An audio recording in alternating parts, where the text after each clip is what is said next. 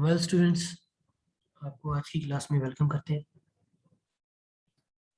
तो अब हम आगे बढ़ेंगे अपने सब्जेक्ट में एडवांस ओडी में, और अब हम बात करेंगे स्टेबिलिटी के ऊपर थोड़ी सी, और हम सॉल्यूशन टेक्निक्स पढ़ेंगे। वो सॉल्यूशन टेक्निक्स जो आपको सिस्टम ऑफ ओडीज को सॉल्व करते हैं। आपने सिंगल ओडीज को आपने सॉल्व किया होगा अपनी प्रीवियस डिग्री प्रोग्राम में, बीएस एमएससी में।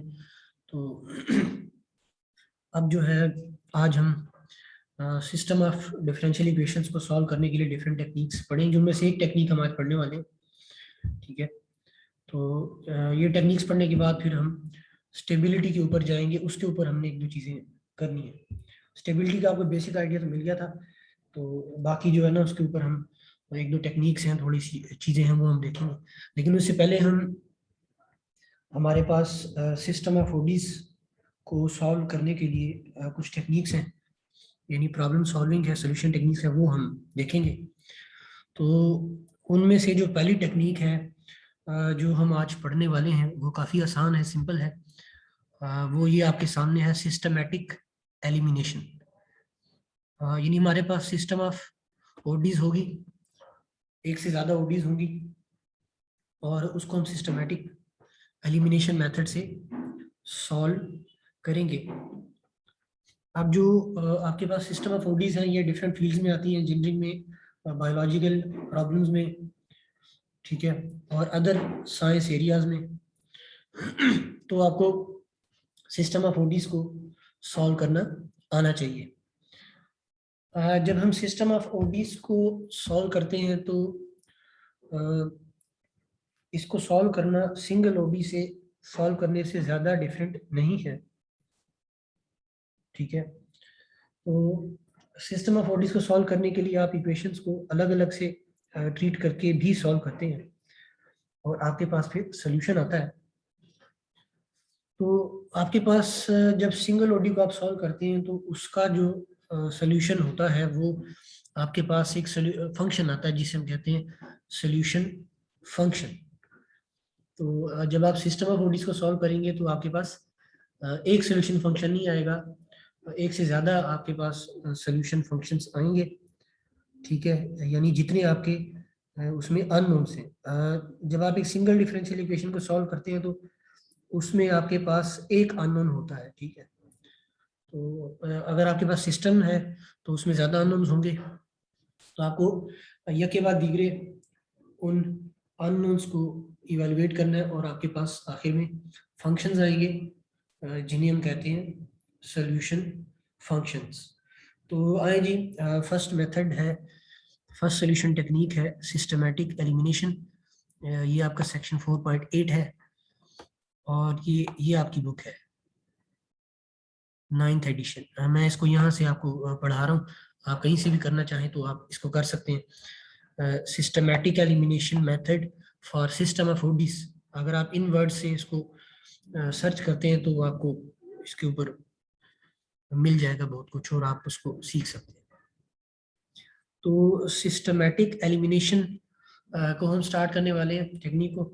सिस्टमैटिक एलिमिनेशन का जो प्रिंसिपल है वो इसी तरह है, जब आप एक सिस्टम ऑफ इक्वेशंस को, अलजेब्राइक इक्वेशंस को सॉल्व करते हैं, उसमें मोस्टली आपके पास अगर एक से ज़्यादा इक्वेशंस हैं तो आप इक्वेशंस को बैलेंस करके एक वेरिएबल को आप एलिमिनेट करते हैं और दूसरे की आपके पास वैल्यू आ जाती है, या कभी कभी आप सब्स्टिट्यूशन करते हैं।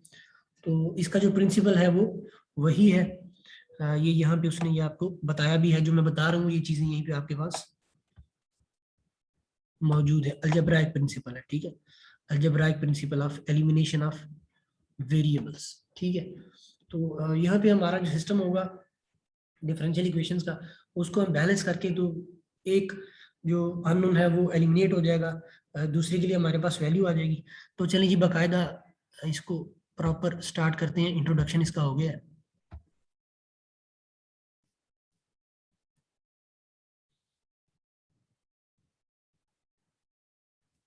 तो उससे पहले सोल्यूशन देख लेते हैं कि जो सिस्टम ऑफ डिफरेंशियल इक्वेशंस का सॉल्यूशन है वो आपके पास सेट ऑफ डिफरेंशिएबल फंक्शंस है।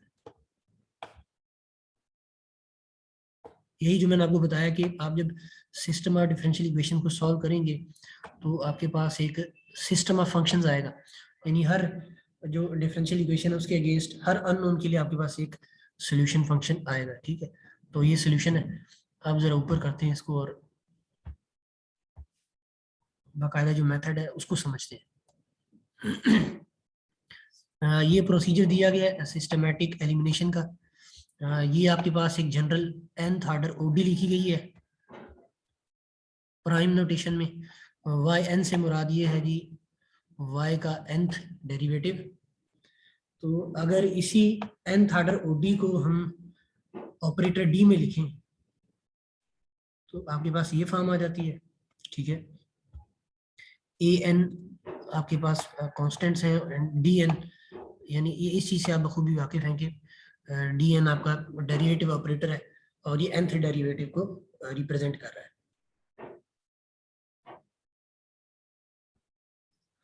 तो अब ज़रा ये देखें कि आपके पास फॉर एग्जांपल ये वाली अगर इक्वेशन है तो इसको आप ऑपरेटर फॉर्म में आप यूं लिखते हैं। इसमें आप कोशिश करेंगे जो एक अननोन में वैल्यूज हैं वो एक तरफ कर दें टर्म्स, और वो टर्म्स जो दूसरी अननोन वैल्यू को इन्वॉल्व करें उसको आप अलग कर लें। फॉर एग्जांपल यहाँ पे आपके दो इक्वेशन है, दो अननोन्स है एक्स और वाई। आपको एक्स और वाई के लिए सॉल्व करना है और वो दोनों टी पे डिपेंड कर रहे हैं। ठीक है, तो इसको सबसे पहले आप ये सिस्टम को आप पहले ऑपरेटर फॉर्म ऑपरेटर डी में लिखें, कन्वर्ट करें।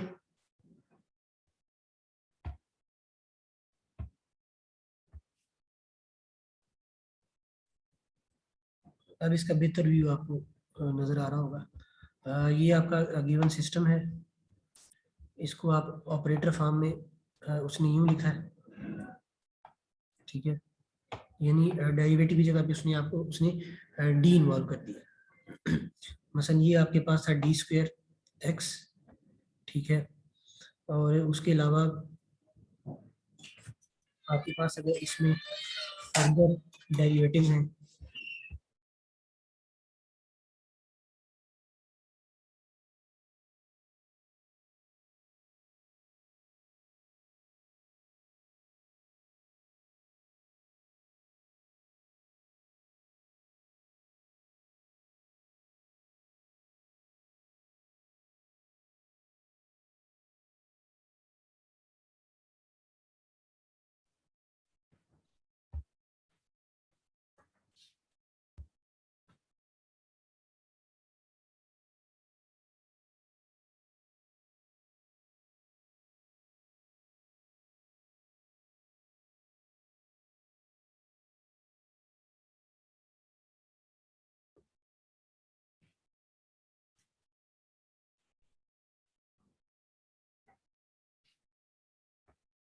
अच्छा, तो ये आपके पास सिस्टम गिवन है, इसको आप पहले ऑपरेटर फॉर्म में लिखें,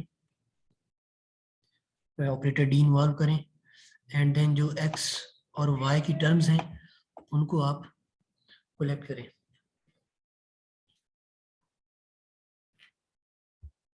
तो आपने जब इसको ऑपरेटर फॉर्म में लिख दिया है तो अब आप इसको बैलेंस करेंगे, यानी इस तरह बैलेंस करेंगे कि आपका या एक्स एलिमिनेट हो जाए या आपका वाई एलिमिनेट हो जाए। जब एक एलिमिनेट हो जाएगा तो फिर आपको दूसरे की वैल्यू इसके लिए मिल जाएगी। तो चलें अब प्रॉब्लम की तरफ चलते हैं। नीचे जो सिंपल प्रॉब्लम गिवन है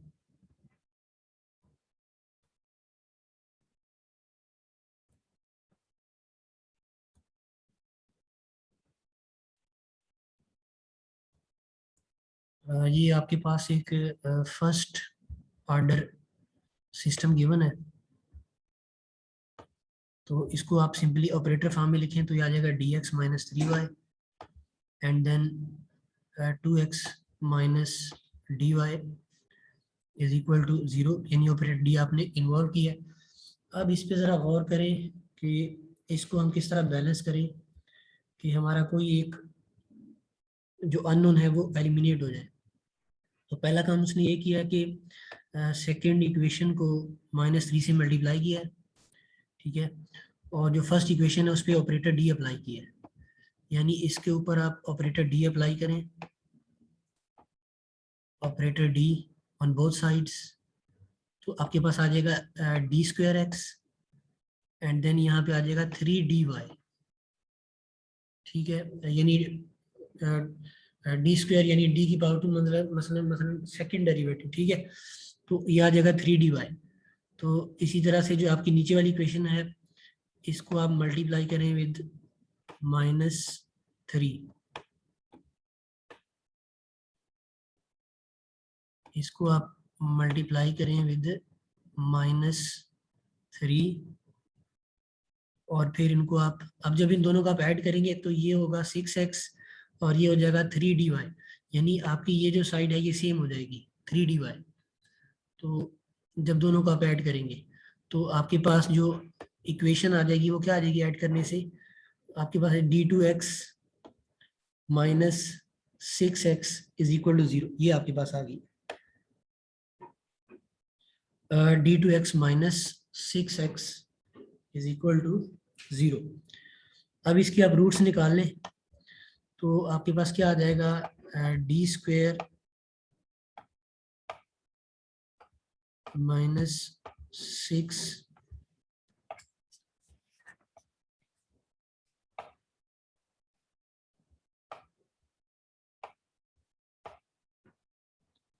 तो इसकी अगर आप रूट्स निकालेंगे तो आपके पास आ जाएगी d is equal two plus minus √6, d is equal two plus minus √6।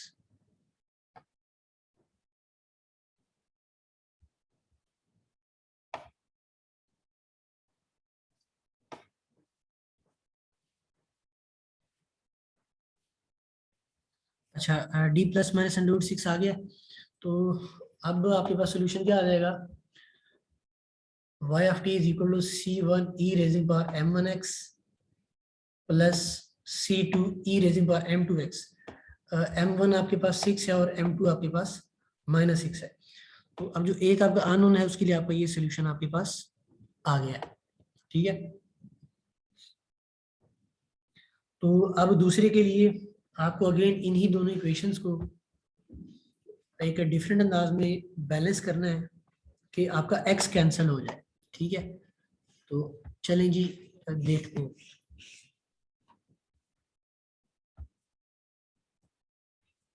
इसी को दोबारा बैलेंस करते हैं। दोबारा बैलेंस करने के लिए फर्स्ट इक्वेशन को मल्टीप्लाई बाय 2 करें और सेकंड पर ऑपरेटर डी अप्लाई करें। तो आपके पास जो x पार्ट है वो आपका सब्ट्रैक्ट करने से कैंसिल हो जाएगा, जैसे मैंने ऊपर ऐड किया वैसे आपने सब्ट्रैक्ट करना है और आपके पास इक्वेशन आ जाएगी ये d2y minus 6y is equal to 0। और अब जो आपके पास रूट्स आएंगी अगेन वो -√6 और √6 होंगी, ठीक है। अब जो आपके पास सिस्टम ऑफ इक्वेशन था उसके लिए आपके पास दो सोल्यूशन आपके पास आ गए। अब अगर आपने वेरीफाई करना है कि आपका सोल्यूशन ठीक है नहीं तो आप इन दोनों सोल्यूशंस को आपकी जो ओरिजिनल इक्वेशन है जिसको जैसे इसको 3 बोला गया उसको 1 बोला गया उसमें आप इंसर्ट करें और देखिए आपके पास एक बैलेंस्ड इक्वेशन आती है कि नहीं। तो इसको अब हम यहाँ से थोड़ा सा फर्दर मोर वर्कआउट करते हैं। यानी इस वक्त हमारे पास 4 कॉन्स्टेंट्स हैं C1 C2 C3 C4। तो फर्दर इसको वर्कआउट करते हैं ताकि हमारे जो कॉन्स्टेंट्स हैं वो कम से कम हो, यानी जो C3 और C4 हैं वो भी in terms of C1 and C2 आ जाए। ये उसने यहाँ पे सारा बताया हुआ है। तो आप अगर x एन टी और y ऑफ टी को अगर आप अपने इक्वेशन 1 में अगर आप इंसर्ट करते हैं यानी आप अगर अपने सोल्यूशन को इक्वेशन 1 एंड इक्वेशन 1 में मैं ऊपर आपको दिखा देता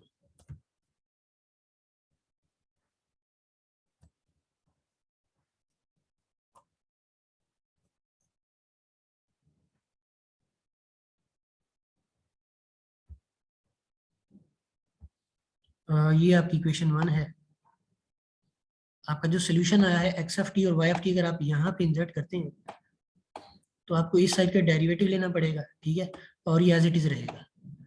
तो यहाँ इंसर्ट करने के बाद आपके पास जो आएगा वो नीचे उसने बताया हुआ है।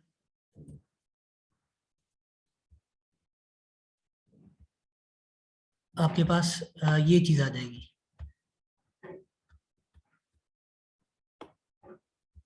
ठीक है। अब यहाँ पे इस इक्वेशन को सेटिस्फाई करने के लिए जरूरी है कि हमारा जो ये वाला फैक्टर है ये जीरो हो और ये वाला फैक्टर भी हमारा जीरो हो। तो इन दोनों को आप जब जीरो रखेंगे और आप इसको C3 C4 के लिए सॉल्व करेंगे तो आपके पास C3 in terms of C1 आ जाएगा और C4 आपका इन टर्म्स ऑफ C2 आ जाएगा। तो ये अब आप वापस अपने जो आपका सोल्यूशन है उसमें पुट कर लें। तो अब जो आपका सोल्यूशन है उसमें दो फंक्शंस हैं और उसमें कांस्टेंट आपके सिर्फ दो हैं। अब अगर आप इस सोल्यूशन को इंसर्ट करेंगे तो आपके पास आपको एक बैलेंस्ड इक्वेशन मिलेगी। तो ये तरीकाकार था by elimination, solution by elimination method का। तो अब आपने इन क्वेश्चंस के ऊपर आपने अप्लाई करना है। जैसे क्वेश्चन 1 है कि इसको आप सॉल्व करें बाय एलिमिनेशन मेथड, तो उसी तरह आप इन इक्वेशंस को पहले इस तरह से बैलेंस करें कि एक दफ़ा x और एक दफ़ा आपका y एलिमिनेट हो, ठीक है। बाद में जो सोल्यूशन आए उसको फिर आप वेरीफाई कर लें। तो ये कैलकुलेशन हुई है तो आपने इसको वेरीफाई करना है। तो ये आपकी एग्जांपल 1 है। सिमिलरली एग्जांपल 2 है, इसी वे में आपने प्रोसीड करना है। सारे स्टेप हुए पड़े आपने, जो इसमें मिसिंग है वो आपने करने हैं।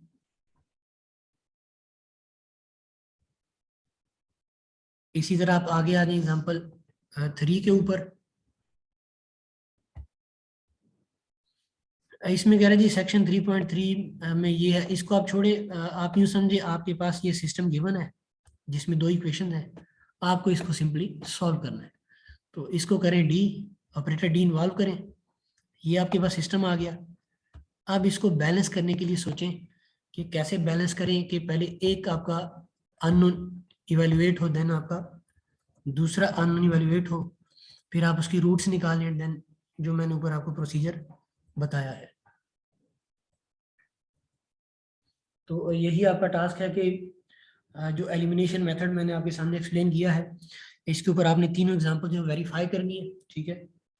एक ऊपर सिंपल क्वेश्चन था, नीचे तीन एग्जांपल्स थी, चार ये होंगे, ये आपको वेरीफाई करनी है। और उसके बाद फिर आपको एक्सरसाइज की तरफ आना है। उधर भी यही मेथड आपने, इसके जो क्वेश्चन है वो आपने करने हैं और ये आपने करना है। ये कह रहा है जी 1 से 20 बाय एलिमिनेशन मेथड सॉल्व करें। उसी तरह डिफरेंट सिस्टम्स दिए गए, आपने इनको खुद करना है और आपने इनको वेरीफाई करके मुझे बताना है। आपने जाना है जी 22 तक, यानी इस मेथड के ऊपर आपने 1 से 22 क्वेश्चन आपने करने हैं। सेक्शन 4.8 सॉल्व क्वेश्चन 1 to 22, ये आपका आज का टास्क है। तो ये आपने 3 घंटे में इसको कंप्लीट करना है और अगले हफ्ते फिर आपने मेरे से इसके ऊपर बात करनी है कि ये मेथड कैसा था और आपने प्रॉब्लम कितने का कर ली है। बहरहाल ये सारे होने चाहिए। ये सबसे सिंपल मेथड है सिस्टम ऑफ ओडीज को सॉल्व करने के लिए, और इसका जो प्रिंसिपल है उससे आप बखूबी वाकिफ हैं कि आप दोनों को बैलेंस करके आप एलिमिनेशन करते हो, ठीक है, जैसे आप अलजेब्रा के इक्वेशंस के लिए करते हो। तो आज के लिए आपका यही टास्क है, आपने इस मेथड के ऊपर ये जो प्रॉब्लम्स है ये आपने करने हैं।